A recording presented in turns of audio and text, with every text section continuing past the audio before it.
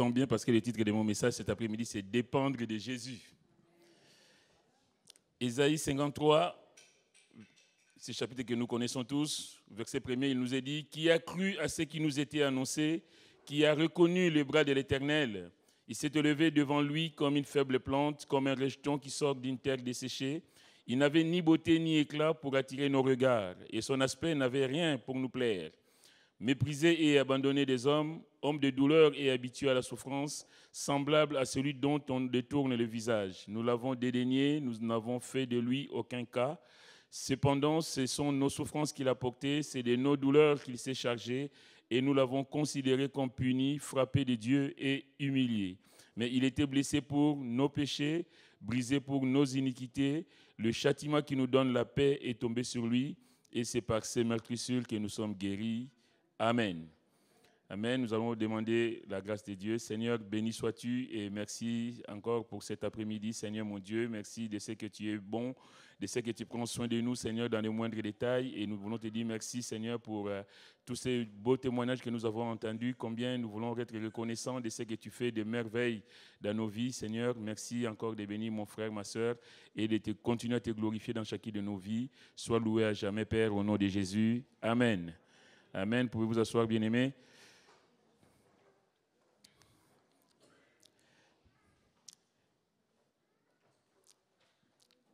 Donc, il est dit qu'il n'avait ni beauté ni éclat pour attirer nos regards. Quand je lis ces passages, en fait, je fais le lien avec ce que le Seigneur Jésus dit dans Jean chapitre 15, où il dit « Je suis le vrai cep et mon Père est le vigneron. Tout sarment qui est en moi et qui ne porte pas de fruits, il le retranche, et tout sarment qui porte du fruit, il l'émonde afin qu'il porte encore plus de fruits. Déjà, vous êtes purs à cause de la parole que je vous ai annoncée. Demeurez en moi et je demeurerai en vous. Comme le sarment ne peut de lui-même porter du fruit s'il ne demeure attaché au cep, ainsi vous ne le pouvez pas non plus si vous ne demeurez en moi. Je suis le cep, vous êtes le sarment. Celui qui demeure en moi et en qui je demeure porte beaucoup de fruits. » Bien-aimés, laissez-moi vous dire cet après-midi que la volonté de Dieu, en tout cas la volonté du Seigneur, est que chacun de ses enfants dépende de lui. Le sarment ne peut pas par lui-même porter du fruit s'il n'est pas attaché au cep. Vous savez, il y a beaucoup de choses qui nous semblent difficiles dans la vie. Il y a beaucoup de choses qui nous paraissent impossibles à réaliser. Mais le Seigneur, lui, il est tout-puissant. Il est au-dessus de tout. Il est au-dessus de tout ce que nous pouvons vivre. On va prendre quelques exemples. Par exemple, quand le jeune homme riche vient voir Jésus dans Luc chapitre 18, il dit « Que dois-je faire pour hériter, pour avoir la vie éternelle ?» Le Seigneur va lui dire « Voilà, observe la loi. » Et voilà. Et cet homme va dire que j'ai tout fait depuis mon enfance. Et le Seigneur va lui dire, on va prendre le passage dans Luc chapitre 18, si vous voulez bien.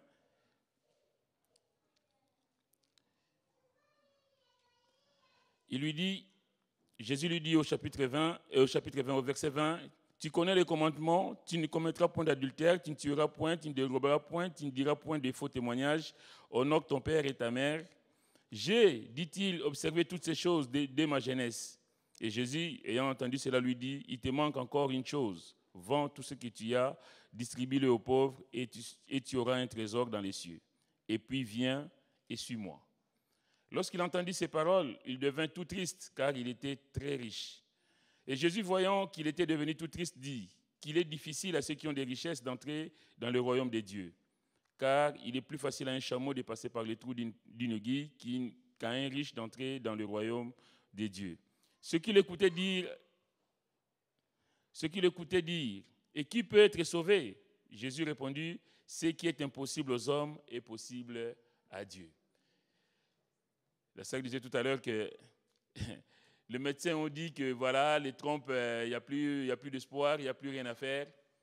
Parce que pour eux, c'était impossible.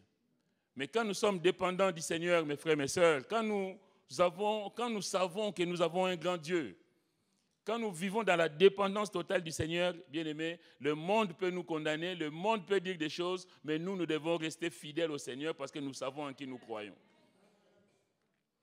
Vous savez, c'est pas vraiment un témoignage personnel, mais j'ai eu une dame, une stagiaire qui est venue dans mon service et je l'ai accompagnée pendant 10 semaines. Cette dame devait passer son diplôme d'infirmière et je ne savais pas qu'elle était chrétienne. À son école, ils ont dit, ça y est, c'est fini. Elle était en rattrapage et elle ne devait pas avoir son diplôme. Il s'est fait qu'elle arrive dans mon service et c'est moi qui m'occupe d'elle. Je trouve qu'elle a beaucoup de lacunes. Mais quand je dis des lacunes, j'ai dit, mais non, mais tu ne peux pas arriver en 3e année et être comme ça, ce n'est pas possible. Même les premières années ne sont pas comme toi.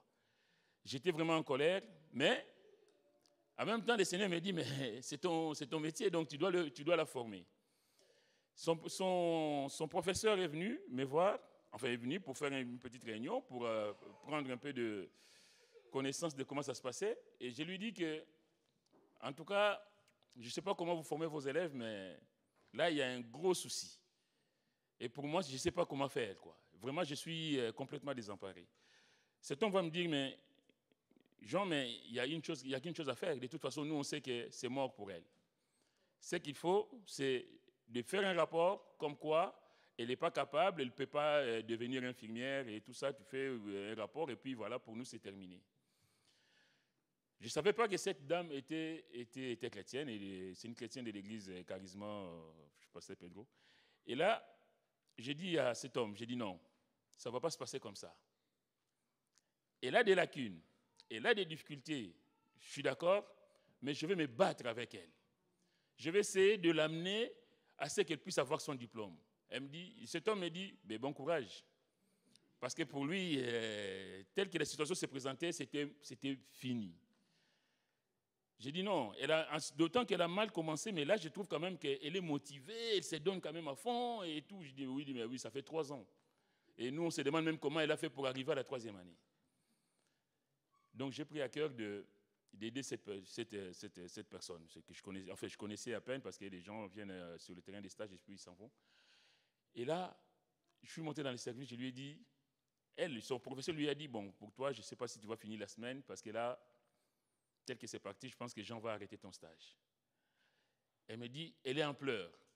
Elle me dit, mais qu'est-ce que tu as dit à mon prof? J'ai dit, tu sais, je suis chrétien, je ne mens pas. Je lui ai dit la situation telle qu'elle est normalement.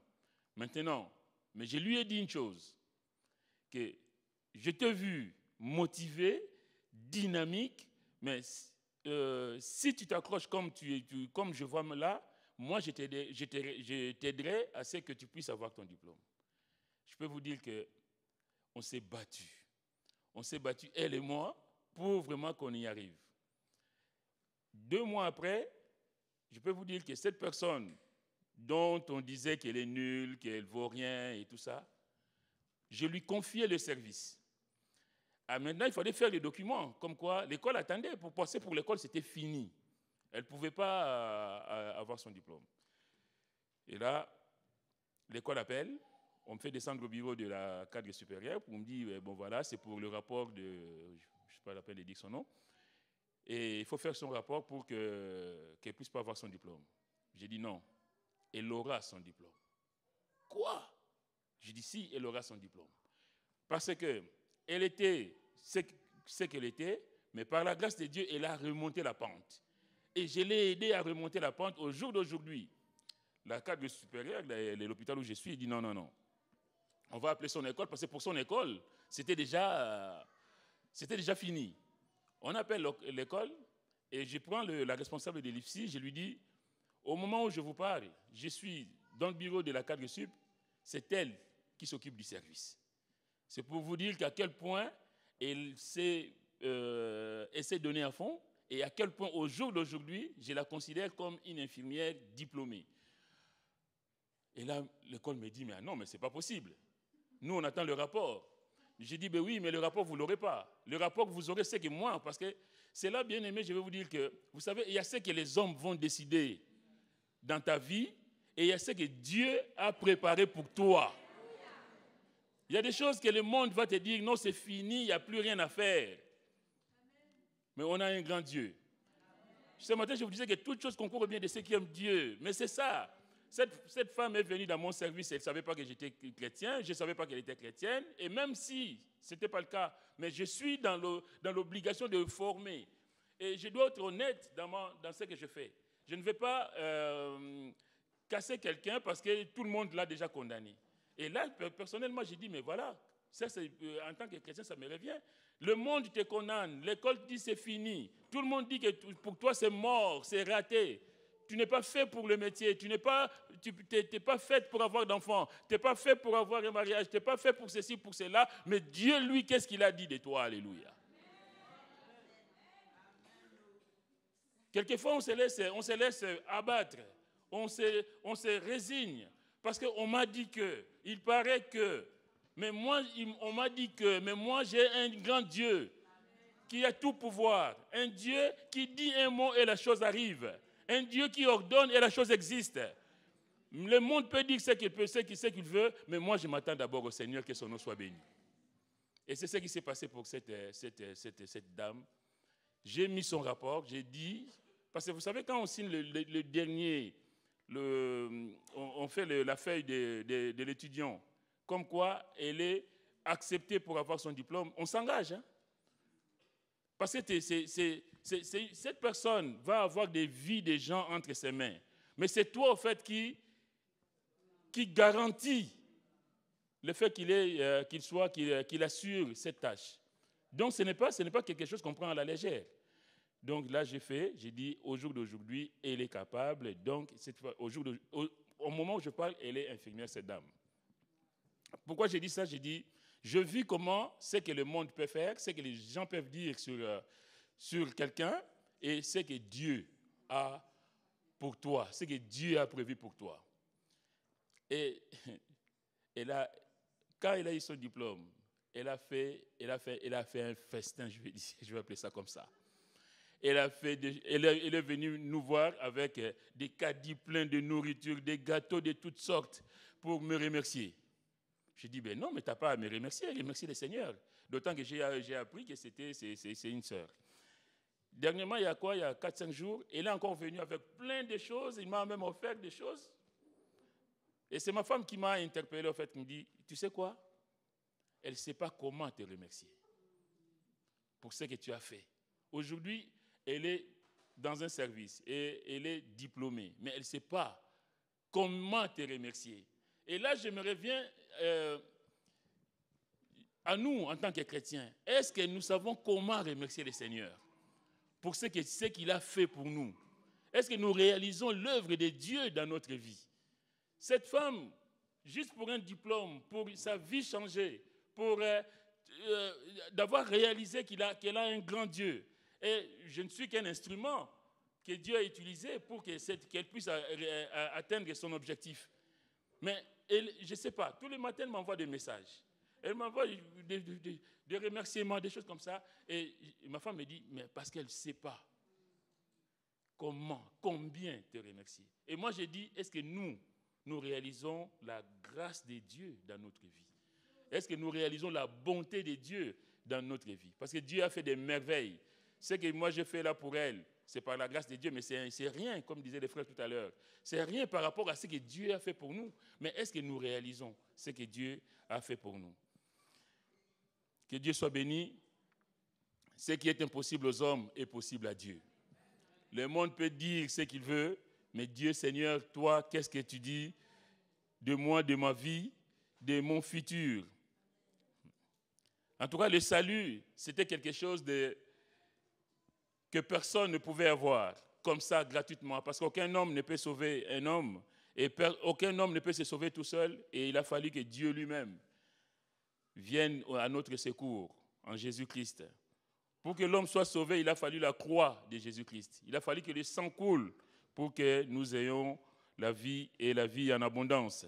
Dieu s'est fait homme en Jésus. Quand on dit ça, quand on prêche, même quand on va gagner des âmes pour le Seigneur, on annonce la bonne nouvelle du salut, de l'évangile, le salut par la foi en Christ. Il y en a qui disent, mais ce n'est pas possible. Dieu fait homme, depuis, vous avez vu ça où? Mais nous croyons par la foi que Jésus est ce Dieu qui est venu en chair et en os pour nous sortir de la boue du péché. Que le nom du Seigneur soit béni. Dépendre du Seigneur. Nous devons dépendre du Seigneur par rapport à la guérison. On a été malade, on est malade, on a tout fait, on a cherché des médecins à gauche, à droite, on a trouvé, mais on n'a pas été guéri.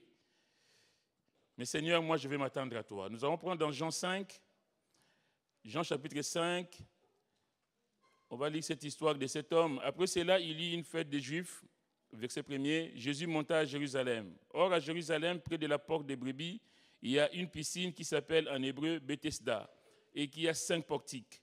Sous ces portiques étaient couchés un grand nombre de malades, des aveugles, des boiteux, des paralytiques qui attendaient le mouvement de l'eau. Car un ange descendait de temps en temps dans la piscine et agitait l'eau. Et celui qui descendait le premier, après que l'eau avait été agitée, était guéri, quelle que soit sa maladie. Là se trouvait un homme malade depuis 38 ans. Jésus, l'ayant vu coucher et sachant qu'il était déjà malade depuis longtemps, lui dit, « Veux-tu être guéri? Veux-tu être guéri ?» Dieu n'impose pas, le Seigneur n'impose pas, mais il propose, il te demande, « Veux-tu être guéri? Veux-tu avoir quelque chose de la part du Seigneur? Veux-tu expérimenter la bonté de Dieu? » Le malade lui répondit, verset 7, « Seigneur, je n'ai personne pour me jeter dans la piscine quand l'eau est agitée. Et pendant que j'y vais, un autre descend avant moi. Lève-toi, lui dit Jésus, prends ton lit et marche. » Cet homme n'a fait à chercher par lui-même à être guéri, mais cet homme n'a pas pu. Il était dans l'impossibilité totale de recouvrer la santé. Mais cet homme a reconnu d'abord son incapacité à sortir de sa misère tout seul. Et il s'est appuyé sur la parole de Jésus, cette parole de vie, cette parole créatrice du Seigneur, et il a été guéri. Veux-tu être guéri? Et le Seigneur va lui dire, lève-toi. Lui, il va dire, mais je ne peux pas, Seigneur. Quand je vais y aller, il y a un autre qui me devance, qui est plus rapide que moi, qui y va.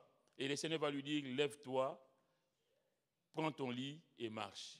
Bien-aimés, laissez-moi vous dire cet après-midi que Jésus est capable de guérir.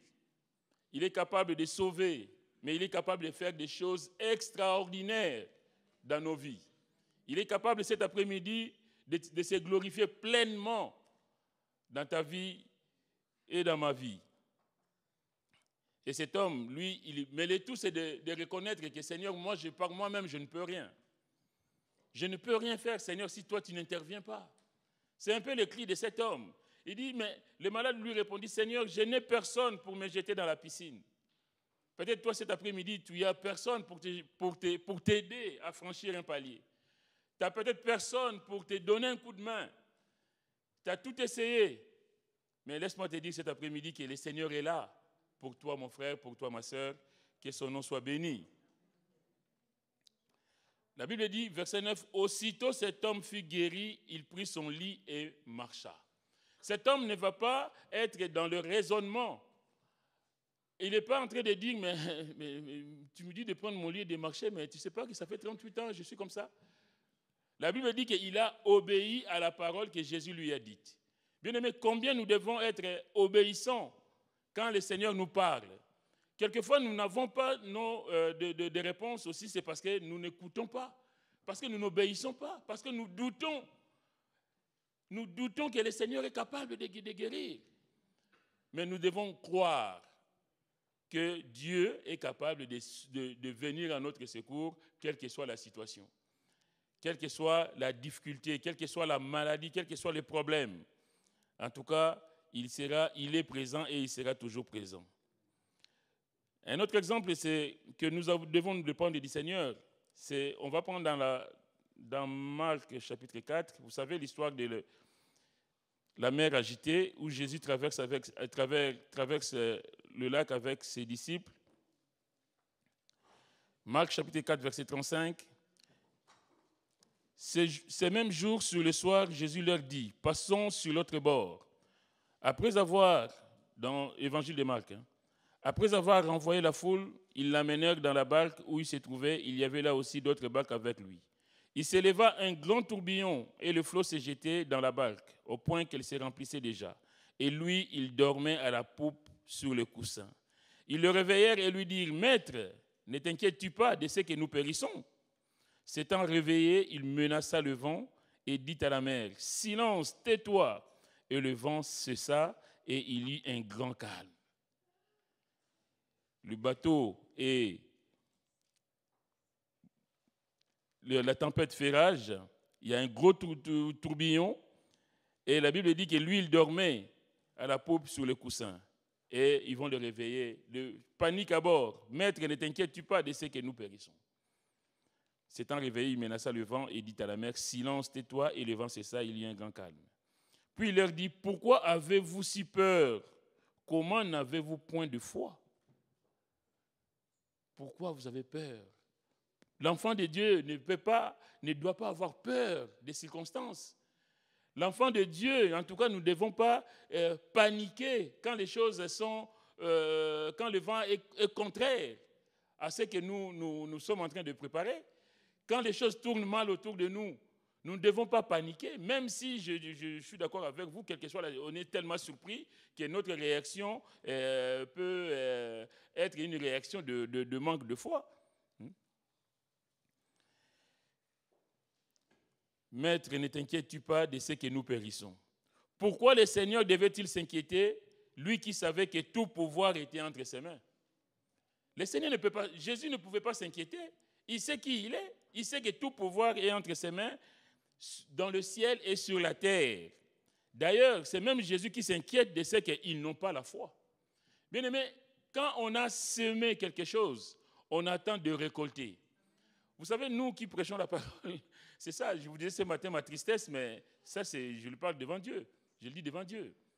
Quand on a donné et qu'en retour on voit que ça n'a pas suivi, on est malheureux.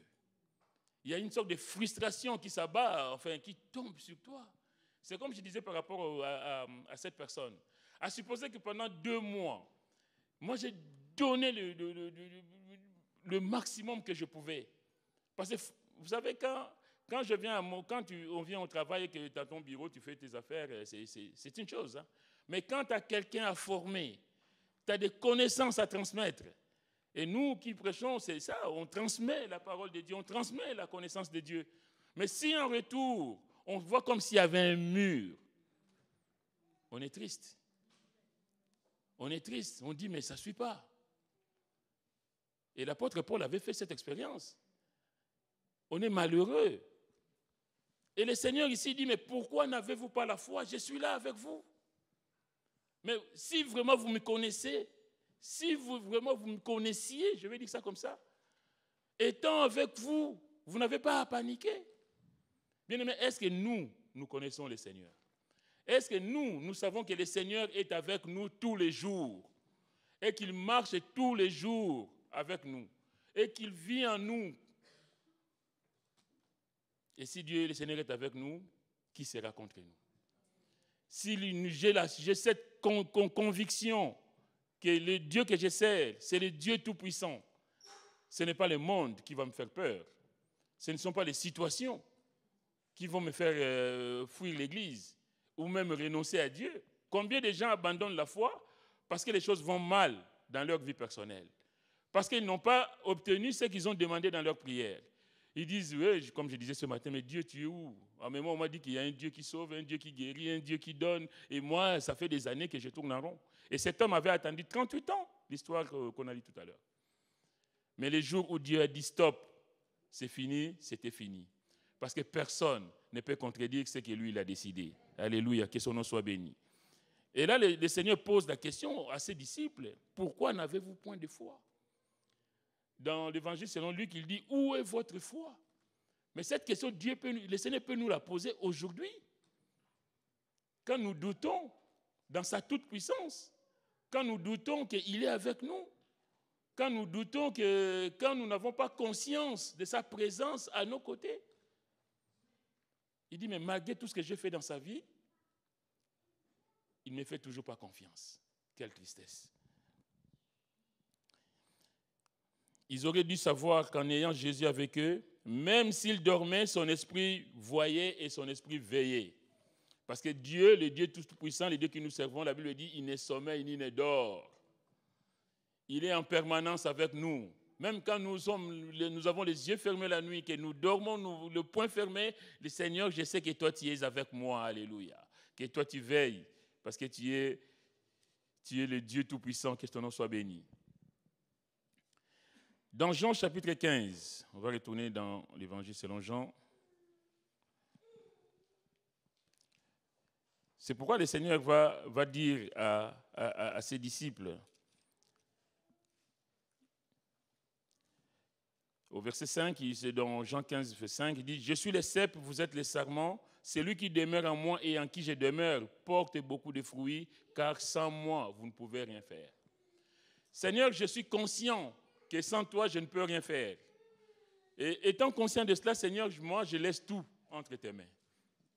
Je te donne la direction de ma vie. Je te donne la solution. C'est toi qui as la solution à mes problèmes. Quelle que soit l'ampleur, la gravité de la situation, Seigneur, je sais que toi, tu es au contrôle. Sans moi, vous ne pouvez rien faire. Cela veut dire que chaque jour, partout, nous devons dépendre du Seigneur si nous voulons remporter des victoires. Nous avons des combats à mener, nous avons des choses à régler, nous avons des attentes, nous avons des projets. Mais en tout cas, chaque jour et partout où nous sommes, nous devons dépendre du Seigneur si nous voulons remporter des victoires. Et si nous voulons voir des bénédictions dans notre vie et autour de nous, nous devons dépendre du Seigneur. Est-ce que nous dépendons du Seigneur? Il dit au verset 1er de Jean 15, « Je suis le vrai cep et mon père est le vigneron. » Vous savez, le vigneron, quand il a planté au moment de la récolte, il a la joie de récolter quand même du fruit. C'est normal. Quand on a semé quelque chose, on est en droit d'attendre le résultat. Et la joie du vigneron, c'est de recueillir quand même du fruit lors de la récolte. C'est comme la joie des parents et de voir leurs enfants réussir après avoir veillé à leur éducation. Les parents, on ne fait pas des enfants pour faire des enfants, mais on a l'obligation de veiller à ce que nos enfants grandissent, ne manquent de rien déjà, qu'ils grandissent dans de bonnes conditions. Et c'est une joie pour les parents quand l'enfant a grandi, a étudié, et là il dit « Papa, voilà, j'ai mon diplôme, j'ai un métier, je vais me marier avec un tel ou une telle. » Ah, en tout cas, je parle dans le cas précis. Ces jours-là, c'est la réponse qu'il me fallait. Parce que ça fait un déclic pour moi. Et c'est une joie, j'ai dit tout à l'heure, que vraiment, que quand le Seigneur voit que nous avons grandi, que nous portons du fruit pour sa gloire, c'est une joie pour notre Père Céleste. Mais pour porter du fruit, je vais faire vite, qu'est-ce qu'il faut? Il faut que les sarments demeurent attachés au cep. Parce que les sarments qui n'est pas attaché au cep, il meurt, il dessèche et puis il meurt, on le coupe. Les sarments demeurent attachés au cep car il ne peut porter du fruit tout seul. Tu ne pourras pas porter du fruit tout seul parce que si tu n'es pas attaché au cep. Le sarment doit dépendre totalement du cep qui lui transmet la sève, indispensable à la vie. Est-ce que nous sommes connectés? Est-ce que nous sommes attachés toujours au cep pour avoir cette sève, cette vie que lui il donne? Et si on n'a pas la vie du Seigneur, bien aimé, c'est la sécheresse, donc c'est la mort. Autrement dit, celui qui ne dépend pas de la grâce du Seigneur, de la vie qu'il donne, est spirituellement mort, même si physiquement, il semble être bien portant. Bien aimé, quand nous ne dépendons pas du Seigneur, quand nous pensons que nous pouvons faire des choses par nous-mêmes, on est vraiment à côté de la plaque.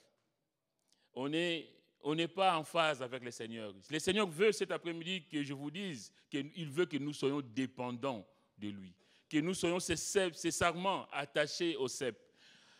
Nous qui sommes passés par l'école biblique à Bordeaux, mais on voit quand on voit les vignes, on voit les vignerons, quand ils viennent travailler dans les vignes, comment ils arrachent les sarments, comment ils jettent ce qui n'est pas bon. Mais la Bible dit que, on va le lire, tout sarment qui est en moi et qui ne porte pas de fruits, il le retranche. Et tout sarment qui porte du fruit, qu'est-ce qu'il fait? Il les monde afin qu'il porte encore plus de fruits. Et c'est ça qui est difficile dans la vie chrétienne. On pense que la vie chrétienne n'est pas une vie de facilité, que tout ce qu'on va demander tout de suite, on aura. Et la Bible dit ici que tout sarment qui porte du fruit, déjà on porte du fruit, et en plus il va nous émonder. Et émonder, j'ai fait des recherches, le sarment doit accepter l'émondage, et émonder, c'est se débarrasser du superflu. Tout ce qui est superflu dans ta vie, dans ma vie, Dieu veut l'enlever. Dieu veut l'ôter. Quelquefois, on a des choses, on fait des choses, et il y a même dans nos caractères, dans nos comportements, des choses qui ne sont pas pour la gloire de Dieu. Et Dieu veut nous en débarrasser, et souvent nous avons du mal à nous en séparer, malheureusement. Émonder, c'est purifier. Dieu veut nous purifier. On ne peut pas continuer comme avant. On ne peut pas vivre comme si de rien n'était. Émonder, c'est couper les branches mortes, les branches inutiles, dans le but de faire croître. On enlève les branches inutiles, mais dans le but de faire croître. Et ici, dans les cas qui nous concernent, c'est dans le but de porter plus de fruits. À noter que cela fait très mal, évidemment, parce que moi, j'ai vu ça de visu à Bordeaux. Le vigneron avec le sécateur, il vient et il coupe. Il coupe le sarment. Bien aimé, et le Seigneur veut aussi nous débarrasser de tout ce qui n'est pas pour sa gloire dans notre vie. Et cela fait mal, mais il faut l'accepter pour la gloire du Seigneur. Cet après-midi, je veux simplement vous dire que restons attachés au Seigneur, faisons-lui confiance et acceptons qu'il travaille nos vies, qu'il travaille nos caractères. Acceptons cet émondage pour la gloire de son nom, si nous voulons voir sa gloire se réaliser pour nous. Que Dieu vous bénisse. Amen.